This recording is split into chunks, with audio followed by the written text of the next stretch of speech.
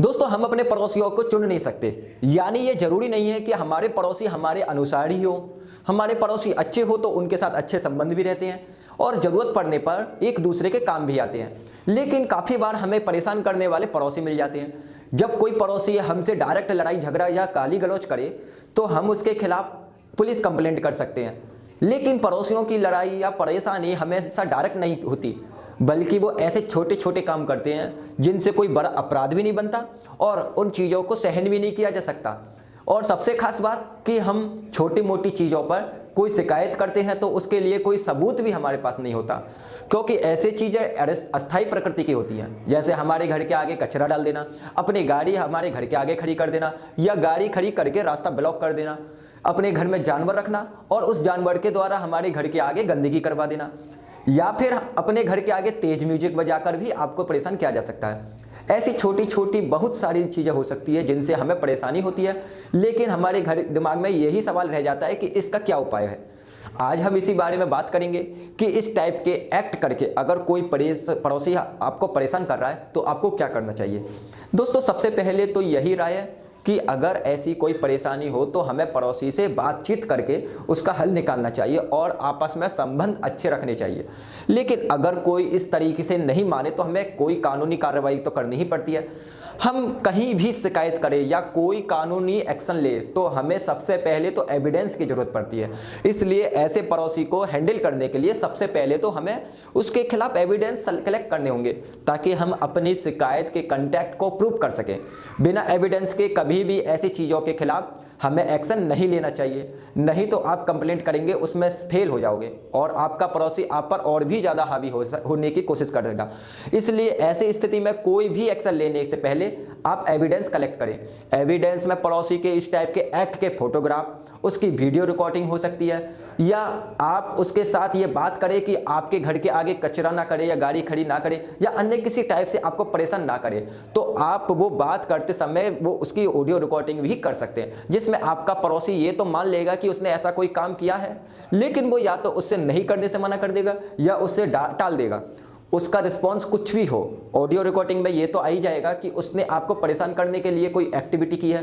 अगर आपके उसके साथ संबंध बिगड़ गए हैं या आप उससे बात करने की स्थिति में नहीं है तो भी कोई बात नहीं है, लेकिन उसकी वीडियो रिकॉर्डिंग जरूर बना ले जिसमें वो ऐसा कोई काम करता हुआ नजर आ जाए जिससे आपको परेशानी होती हो या फिर जो न्यूसेंस की कैटेगरी में आता हो।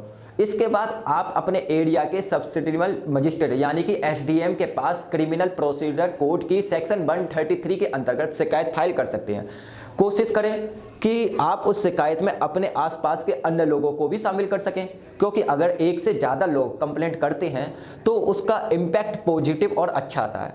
उस शिकायत के साथ कि आप फोटोग्राफ की प्रिंटेज करें, वीडियोज रिकॉर्डिंग और ऑडियो रिकॉर्डिंग को सीडी में तैयार करवा के पेस्ट करें और साथ ही ऑडियो रिकॉर्डिंग की ट्रांसलेट कॉपी भी तैयार करके पेश करें।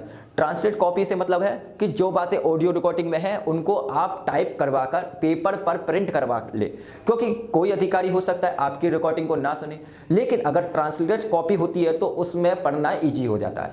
ट्रांसलेट कॉपी में जो क्वेश्चन आपकी शिकायत से रिलेटिव हो आप उसको बोल्ड या हाइलाइट भी कर सकते हैं।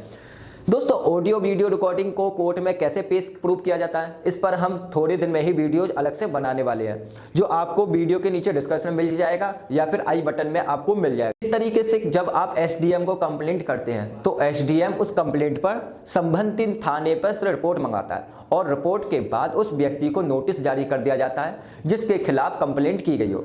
नोटिस जनरली 15 दिन का होता है, लेकिन अगर एसडीएम को ये लगे कि न्यूसेंस ऐसा है जिसको जल्दी ही आप तुरंत रोका जाना जरूरी है तो कम टाइम का नोटिस भी दिया जा सकता है। नोटिस में आपके विरोधी पक्ष को न्यूसेंस हटाने के लिए आदेश भी दिया जाता है, लेकिन जरूरी नहीं है कि हम नोटिस देने के बाद आपका पड़ोसी आपको परेशान करना बंद कर दे, या ये भी हो सकता है कि आपको पड़ोसी भी एसडीएम के सामने अपीयर होकर आपके कंप्लेंट का जवाब दे और ये कहे कि उसने कोई न्यूसेंस किया ही नहीं है।